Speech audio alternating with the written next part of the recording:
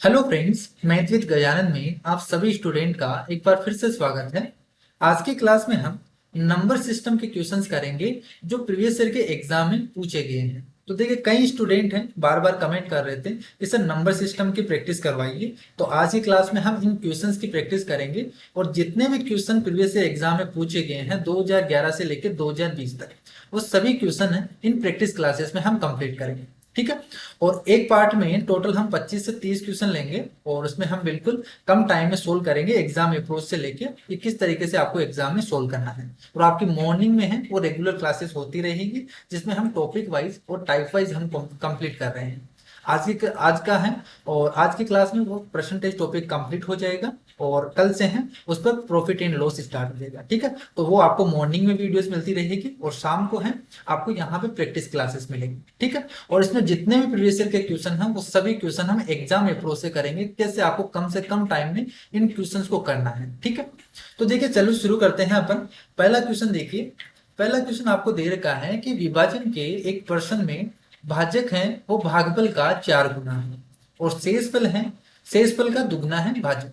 यदि ए और बी क्रमशः भाजक और भाज्य हैं तो बताइए कौन सा रिलेशन इसके लिए सुटेबल है। तो देखिए, इसके लिए आपको आपको एक चीज पता होनी चाहिए कि जब हम भाग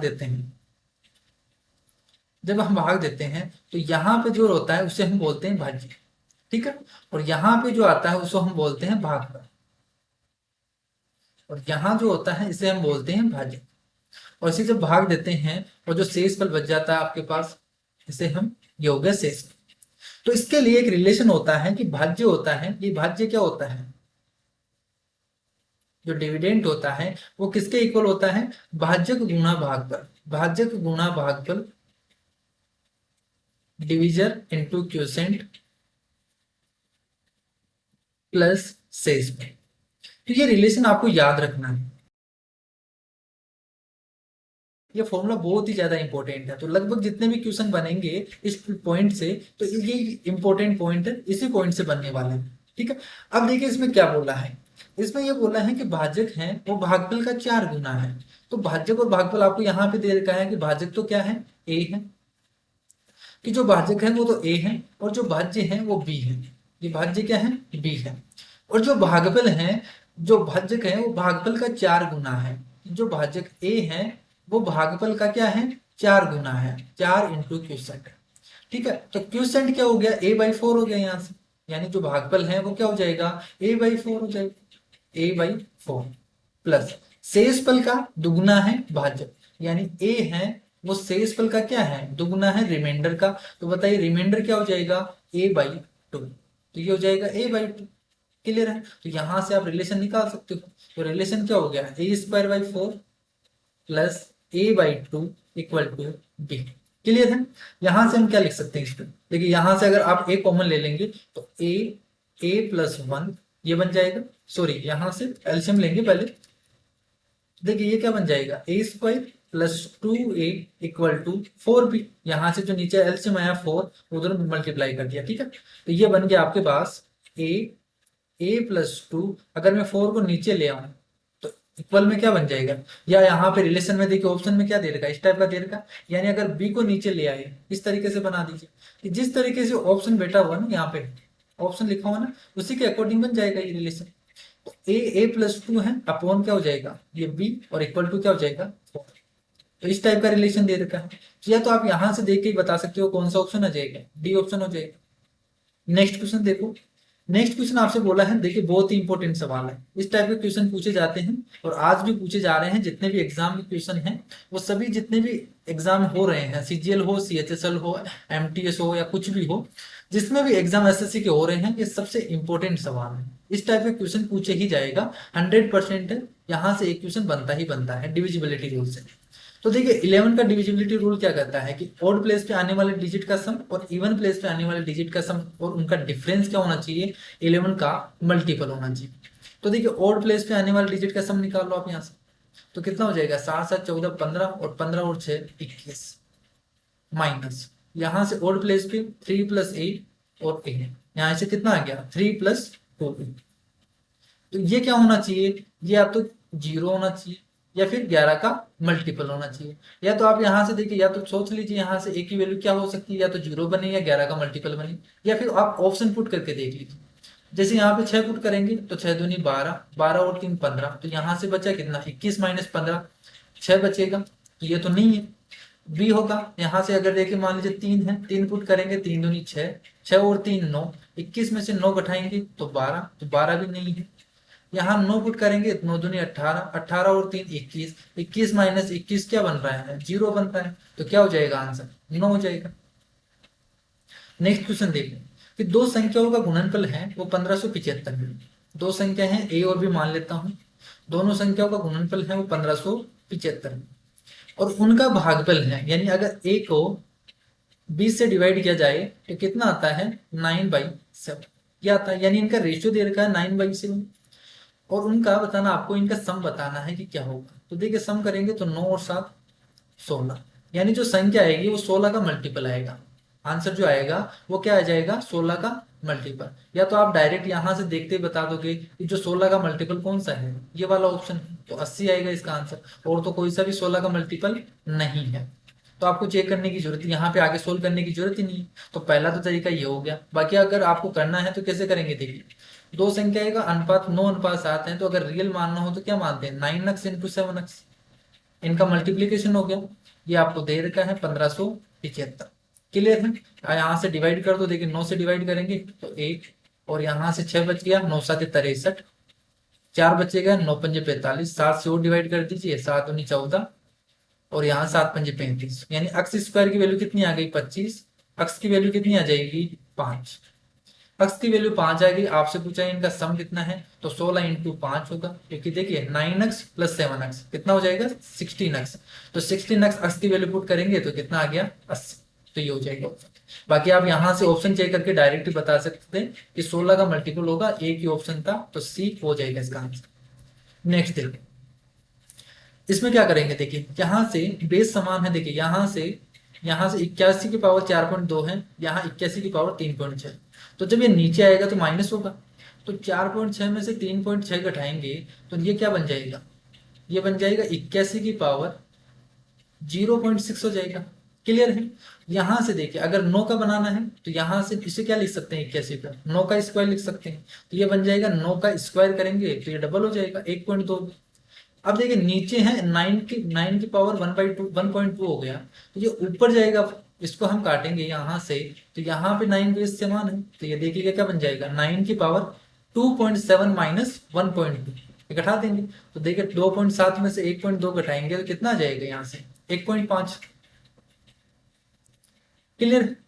1.5 आ जाएगा, और डिवाइडेड बाई है आपके पास कितना है, 3 है, इसे हम क्या लिख सकते हैं, 9 को क्या लिख सकते हैं, 3 का स्क्वायर, ये बन जाएगा 3 डिवाइडेड बाई 3। यहां से कितना आ गया, 3 का स्क्वायर, 3 का स्क्वायर कितना होता है, 9। ये हो जाएगा इसका आंसर। ठीक है। नेक्स्ट देखो, बहुत इजी सवाल है, ये तो आपके ट्रिक पता ही होगी। इसके दो ऐसे फैक्टर करना है जिसका क्या हो, डिफरेंस 1 हो, तो यहां से क्या लिख सकते हैं, 2 × 3 लिख सकते हैं इसको। अगर यहाँ पे प्लस है तो मैक्सिमम संख्या होगी, इस वो आंसर होगा, तो 3 हो जाएगा इसका आंसर। अगर यहाँ पे माइनस होता तो जो मिनिमम संख्या है वो हो जाता है इसका आंसर। क्लियर है। नेक्स्ट देखिए, दो प्राकृतिक क्रमागत विषम संख्याओं के वर्गों का योगफल है वो 394 है, तो बताइए कि उन संख्याओं का योगफल क्या होगा। तो मान लेता हूं कि एक संख्या n है, तो दूसरी संख्या क्या होगी, अगर ये विषम है, दूसरी क्या होगी, n+2 होगी। इनके वर्गों का योग है ये n², ये n+2 का होल स्क्वायर, इनका योगफल है वो 394 दे रखा है। क्लियर है। तो यहां से n का मान निकाल सकते हैं, इक्वेशन से सोल्व कर लीजिए, n² plus n² plus 4n, 2ab होगा ना, तो 4n+4 = 394। तो यहां से कितना आ गया, 2n² प्लस 4n, और यहां से माइनस 390, यो इक्वल टू क्वाड्रेटिक इक्वेशन बन गई। पहले 2 से डिवाइड कर दीजिए आप, तो n² plus 2n minus 195 equal to, एक क्वाड्रेटिक इक्वेशन बन गई। इसके फैक्टर निकालने, तो फैक्टर कैसे निकालेंगे, देखिए इसके टुकड़ा कर दीजिए, यहाँ से फैक्टर करेंगे, देखिए 5 से डिवाइड करेंगे तो कितना हो जाएगा, यहाँ से 19 × 38, 39 × 5 लिख सकते हैं इसको। अगर यहाँ पे देखिए प्लस का 2 बनाना है तो इसे हम क्या लिख सकते हैं, 13 इंटू, यहाँ से 13 3 39 से 15 हो जाएगा। यानी अगर प्लस का 2n बनाना है, यहाँ पे माइनस है, तो क्या यहाँ से फैक्टर क्या होंगे, एक तो प्लस 15 होगा, और इसमें से अगर -13n घटा देंगे तो प्लस का 2n बन जाएगा। यानी अगर आपको डायरेक्ट निकालना है, क्वाड्रेटिक सोल निकालनी है, तो क्या हो जाएगा, देखिए अगर इसका प्लस का चिन्ह है तो माइनस का हो जाएगा, एन की वैल्यू एक तो -15 होगी, और एक क्या हो जाएगी, इसका अगर माइनस है तो प्लस हो जाएगा, एक होगी 13। तो आपको माइनस वाला तो लेना नहीं, आपको कौन सा लेंगे, पॉजिटिव लेंगे, क्योंकि इनका वर्गों का योग है, देखिए विषम संख्या है। तो हम हमारे पास जो संख्या आ गई वो कितनी आ गई, 13। तो अगर एक संख्या 13 है तो दूसरी संख्या क्या होगी, क्रमागत संख्या बोली, तो 13 है, दूसरी विषम संख्या 15 होगी। इनके सम पूछा है, इनका सम कितना होगा, तो 13 + 15 कितना हो जाएगा, 14 दूना 18। क्लियर है, तो ये इसका आंसर हो जाएगा। नेक्स्ट क्वेश्चन देखो, 67 की पावर 67 है, +67 है, इसको 68 से डिवाइड किया जाए तो शेषफल क्या होगा, रिमाइंडर से पूछा गया सवाल है। तो रिमाइंडर पर भी क्वेश्चन पूछा जा रहा है एसएससी सीजीएल में, तो ये भी एक इंपॉर्टेंट टॉपिक रहता है, ठीक है। अगर हम 68 से डिवाइड करेंगे, तो देखिए 68 से डिवाइड करेंगे तो यहाँ पे 67 है, तो रिमाइंडर जो बचेगा वो यहाँ पे कितना बचेगा, -1।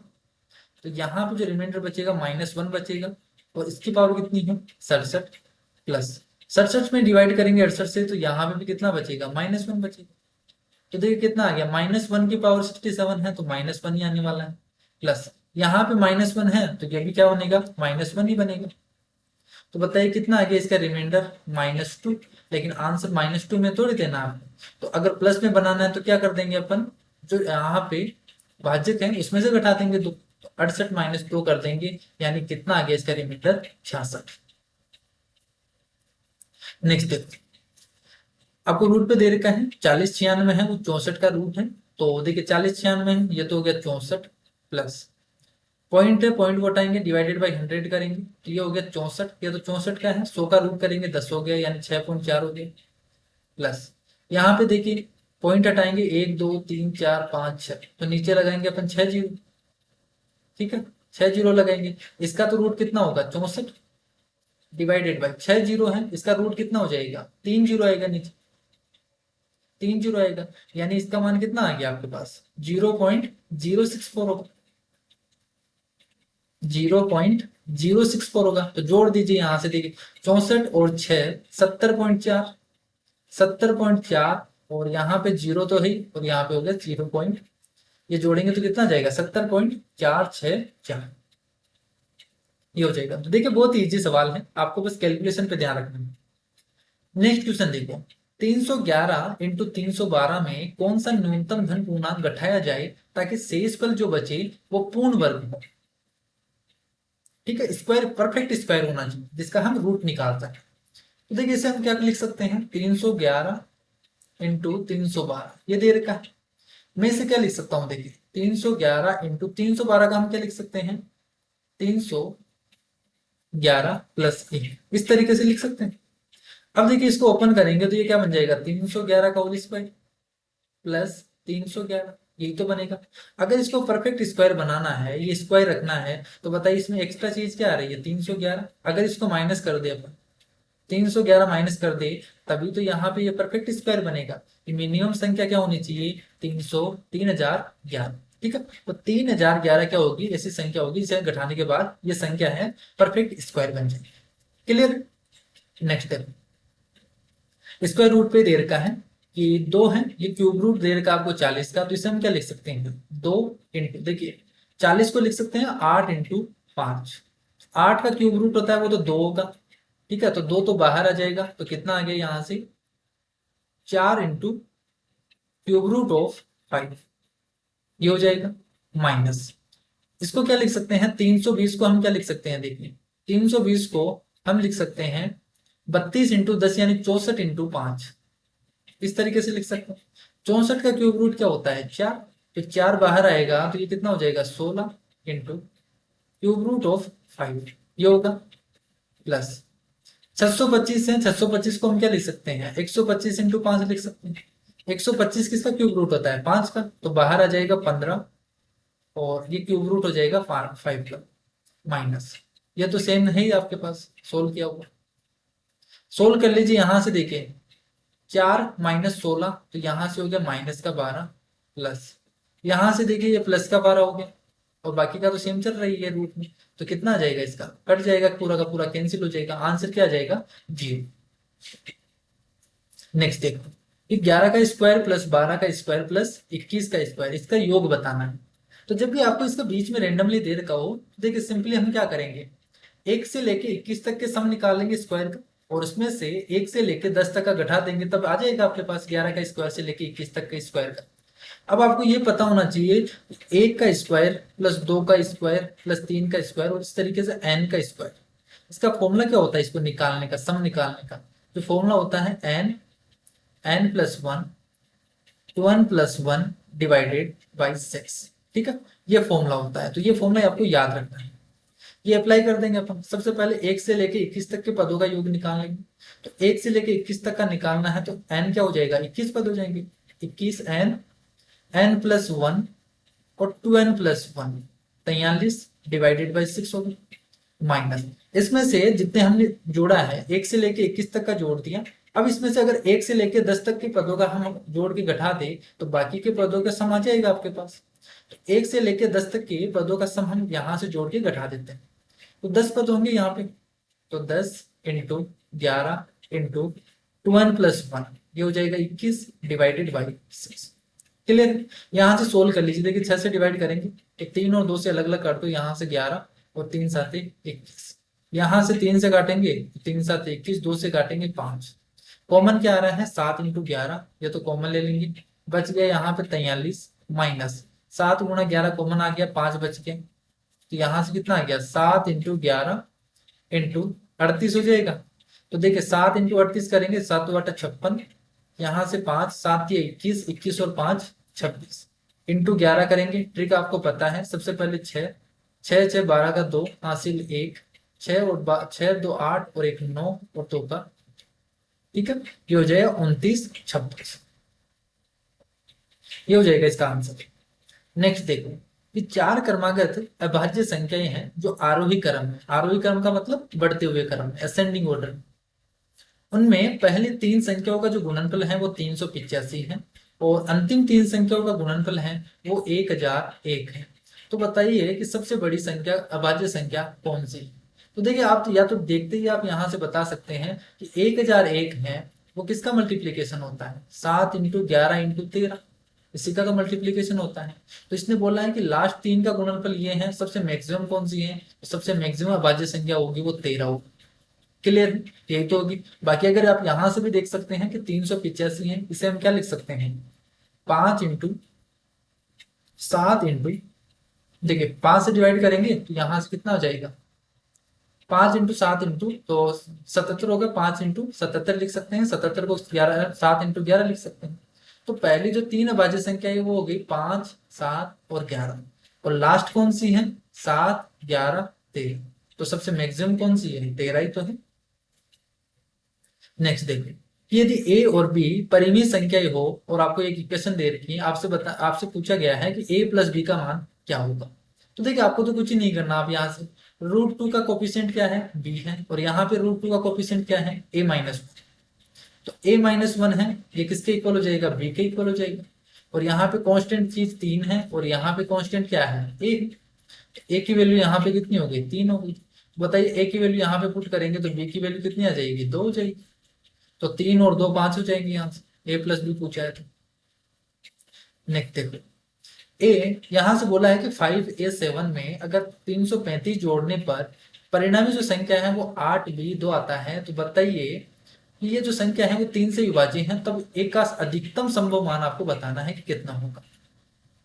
क्लियर, देखें 5a7 इसमें क्या जोड़ा गया है 3 3 5, और जो आता है वो कितना आता है परिणाम 8b और 2, ये आता है।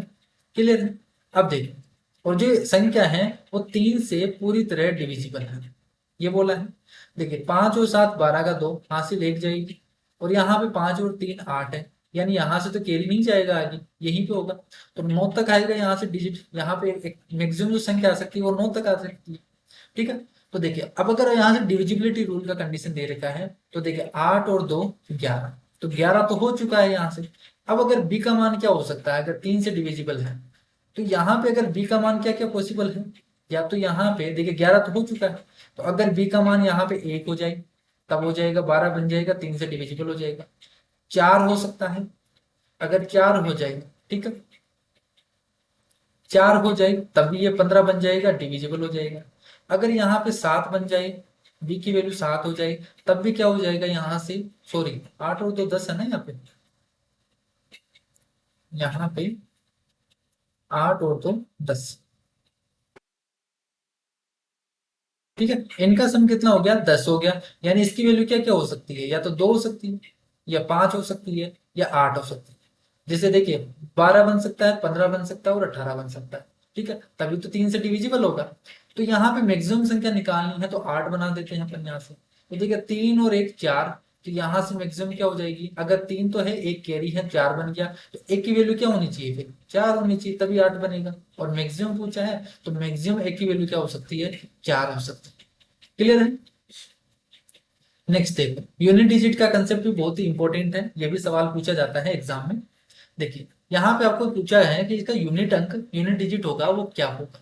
तो आपको केवल यूनिट डिजिट से मतलब, आपको पूरा कंप्लीट यहाँ पे मल्टीप्लाई नहीं करना, आपको यूनिट डिजिट पे चलना है। जैसे 3 को 8 से गुना करेंगे 24 आएगा, ठीक है। तो 24 में आपको 24 से फिर आगे गुना नहीं करना, 24 का यूनिट डिजिट क्या है, 4 है। अब देखिए 4 को 7 से गुना करेंगे 28 होगा, 28 का यूनिट डिजिट क्या है, 8 है। 8 को 6 से गुना करेंगे 48 होगा, यूनिट डिजिट क्या है, 8। तो इसका आंसर क्या हो जाएगा, 8 हो जाएगा। तो आपको कंप्लीट गुना नहीं करना है, आपको केवल यूनिट डिजिट से मतलब है। नेक्स्ट देखो, वापस से वही सवाल आ गया कि अगर इसका मान क्या होगा, तो इसके इसके फैक्टर कर देंगे, जिसका मल्टीप्लीकेशन, जिसका डिफरेंस क्या हो, एक इनके फैक्टर्स का। तो यहां से क्या लिख सकते हैं, 5 × 6 लिख सकते हैं। अगर प्लस का चिन्ह दे रखा है तो मैक्सिमम संख्या इसका आंसर हो जाएगा, तो सी हो जाएगा इसका आंसर। नेक्स्ट देखो कि 50 से कम 3 के सभी धनात्मक गुणकों का योग बताएंगे। तो देखिए 3 का मल्टीपल पूछा है कि इनका मल्टीपल है 50 तक, उनका सम बताना है। तो पहला 3 होगा, जैसे फिर 6 होगा, फिर 9 होगा, और इस तरीके से 50 से कम कौन सा होगा, फिर 48 होगा, ठीक है। तो टोटल ये कितने पद हैं, देखिए 16 पद हैं टोटल, 16 × 48, तो टोटल 16 पद हैं। आपको इसका सम पूछा है तो आपको सम का पता होगा, आपको फॉर्मूला क्या होता है, एक तो फॉर्मूला ये होता है n/2 2a + n-1 × d, यहां से आप सम निकाल सकते हो। या दूसरा तरीका क्या है, इसी को हम क्या लिख सकते हैं, n/2, यहां से फर्स्ट पद प्लस लास्ट पद, यहां से हम क्या लिख सकते हैं, first term plus last term, ये दो फॉर्मूले होते हैं। तो यहाँ पे देखिए आपको n पता है, n कितना है, 16 है, तो 16/2 8, फर्स्ट टर्म क्या है, 3 है, और लास्ट टर्म क्या है, 48 है। 48 और 3 51, 51 × 8 करेंगे तो 8 × 5 40, ये कितना हो गया, 408। क्लियर है, तो ये इसका आंसर हो जाएगा। नेक्स्ट देखो कि a की वैल्यू 64 है, b की वैल्यू 289 है, तो आपको इसका मान बताना है। तो सिंपली आपको पुट करना है, देखिए a की वैल्यू 64 पुट करेंगे तो ये तो बन जाएगा 8, प्लस b की वैल्यू 289 पुट करेंगे, 289 17 का होता है, 17 और 8, इसका कंप्लीट फिर से स्क्वायर रूट निकालना है। तो 17 और 8 कितना हो गया, 25, 25 का स्क्वायर रूट 5, माइनस यहाँ पे b का स्क्वायर रूट करेंगे तो देखिए 289 का करेंगे तो ये तो 17 होगा, माइनस a की वैल्यू 64 पुट करेंगे तो यहाँ पे 8 हो जाएगा। 17 - 8 कितना होगा, 9, 9 का फिर से स्क्वायर रूट करेंगे तो कितना आ गया, 3, और इस कंप्लीट का क्या है, स्क्वायर रूट। तो 5 - 3 2 होगा, 2 की पावर कितना आ गया, 1/2। नेक्स्ट देखिए, यदि सेट ए के मदों की संख्या है वो एन ऑफ ए आपको 40 दे रखा है, एन ऑफ बी है 26 दे रखा है, इंटरसेक्शन दे रखा है 16, और इसका यूनियन पूछा है। देखिए आज की क्लास में मैंने आपको, सुबह की क्लास में आपको बताया था कि परसेंटेज में बताया था, वेन डायग्राम में यही फॉर्मूला मैंने आपको बताया था कि कैसे निकालना है। तो मैंने आपको फॉर्मूला बताया था कि a + b - c आपको याद रखना है, आपको इतना झंझट याद नहीं रखना। तो देखिए a है वो आपको 40 दे रखा है, b कितना दे रखा है, 26 दे रखा है, माइनस इसका इंटरसेक्शन कितना दे रखा है, 16। तो सिंपली इसको सोल्व कर लो यहाँ से। तो 40 और यहाँ 26 - 16 करेंगे, 10 बचेगा, 40 + 10 कितना हो गया, 50। बाकी जो फॉर्मूला होता है वो क्या होता है, n of A union B equal to n of A plus n of B minus n of A intersection. को मैंने सिंपली क्या लिख दिया, अगर आपको टोटल निकालना है, एन ए यूनियन बी निकालना है, तो a + b - c। Clear. Next देखो, देखिए स्क्वायर रूट निकालने का जो ये क्वेश्चन है बहुत ही इंपॉर्टेंट है। स्क्वायर रूट कैसे निकालते हैं, आपको स्क्वायर रूट पूछा है 64,009 का। तो देखिए स्क्वायर रूट कैसे निकालेंगे, इसकी ट्रिक है। सबसे पहले आपको देखना है यूनिट डिजिट। यूनिट डिजिट क्या है, 9 है। तो बताइए 9 है वो किसका स्क्वायर यूनिट डिजिट आता है। तो 3 का जब आप स्क्वायर करते हो, 3 का स्क्वायर करते हो तब आता है आपके पास, 3 का स्क्वायर करेंगे तभी तो आपके पास 9 आता है। या एक 7 का स्क्वायर करेंगे तब 9 आता है यूनिट डिजिट। तो यूनिट डिजिट से आपको पता चल गया कि यूनिट डिजिट या तो 3 होगा या फिर 7 होगा। अब देखिए 7 का तो ऑप्शन दे ही नहीं रखा यहाँ पे, तो 7 को तो उठा दो। 3 दे रखा है, ठीक है, तो 3 है।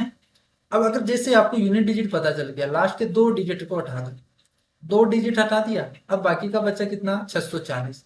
अब इस 640 में देखना है कि ये 640 है कौन से स्क्वायर के बीच में है। तो ये 640 है, देखिए 25 का स्क्वायर कितना होता है, 625, 625। और 26 का स्क्वायर कितना होता है, 676।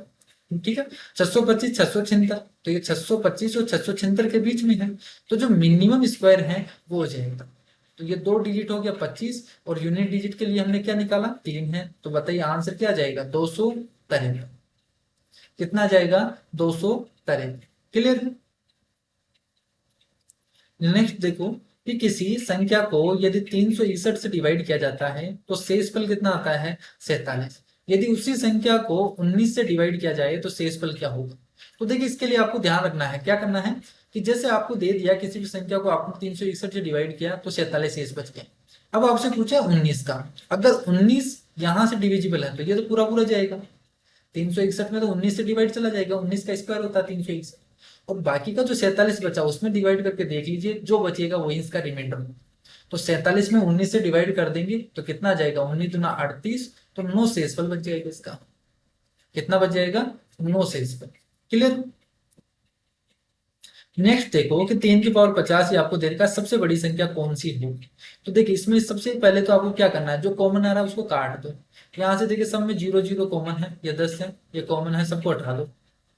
अब जो बचा उसको सोल्व कर लो। देखिए 3 की पावर 5 है, 3 की पावर 5 कितना हो जाएगा, 3 3 या 9, 9 नाम 81, 81 इंटू 3, तो 3 और 8 या 24 ये होगा। फिर बच गया 4 की पावर 4, 4 की पावर 4 का मतलब कितना हो गया, 16 का स्क्वायर, 256। 5 की पावर 3 कितना होता है, 125, और 6 का स्क्वायर तो होता है 36। सबसे मैक्सिमम कौन सा आता है, 256 आ रहा है, यानी 4 की पावर 4 आ रहा है। यानी कितना आ जाएगा यहाँ से, सबसे बड़ी संख्या कौन सी होगी, 4। नेक्स्ट क्वेश्चन देखिए, सिंप्लीफिकेशन का है। ये क्वेश्चन सीपीयू में पूछा जाता है, इस टाइप का क्वेश्चन सीपीयू में ज्यादा आता है। देखिए सिंपली सोल्व करना है तो यहाँ से नीचे से स्टार्ट करते हैं अपन। 4 दूनी 8 और 1 9/4 हो गया। ये कंप्लीट कितना हो गया, 9/4, पलट के चला जाएगा, 4/9 हो गया। तो 4/9 हो गया, यहाँ से सोल्व करेंगे, 9 3 27, 27 और 4 31/9। तो 31/9 होगा, यानी पलट के ऊपर चला जाएगा 9 और नीचे आ गया 31। क्लियर है। यहाँ से सोल्व करेंगे तो देखिए 31 + 9 40/31 होगा। तो ये हो गया 5 - 5/40/31, तो पलट के ऊपर चला जाएगा 31, तो ये हो जाएगा। सोल्व कर लीजिए, यहाँ से 4 चौक 16 -31 × 5, तो 5 या 15 और 155 होगा, डिवाइडेड बाय 40। तो कितना आ गया यहाँ से, 5/40, तो कितना आ गया यहाँ से, 1/8। तो आंसर क्या हो जाएगा, ए ऑप्शन 1/8। ठीक है। तो टोटल ये हमने कंप्लीट 25 क्वेश्चन कंप्लीट कर लिए हैं आज की क्लास में। नेक्स्ट क्लास में हम इसी तरीके से 25-25 क्वेश्चन का हम सेट करेंगे, और जितने भी प्रीवियस ईयर के क्वेश्चन हैं वो सभी क्वेश्चन हम इन प्रैक्टिस सेशन में कंप्लीट करेंगे। और कंप्लीट मैथ को हम इसी तरीके से करेंगे, आपकी मॉर्निंग में है रेगुलर क्लासेस चलती रहेगी, और शाम को है आपको प्रैक्टिस क्लासेस चलने वाली है। ठीक है। तो अगर किसी स्टूडेंट ने सब्सक्राइब नहीं किया है चैनल को, सब्सक्राइब कर लीजिए, और नीचे डिस्क्रिप्शन बॉक्स में टेलीग्राम चैनल की लिंक है, तो वहां से ज्वाइन कर लीजिए, ताकि आपको इनके सॉल्यूशन के साथ जो पीडीएफ है आपको टेलीग्राम पे मिल सके। ठीक है। तो आज की क्लास में इतना ही, नेक्स्ट क्लास में मिलते हैं, इससे आगे क्वेश्चन हम करने वाले हैं। तब तक के लिए bye bye, take care, thank you.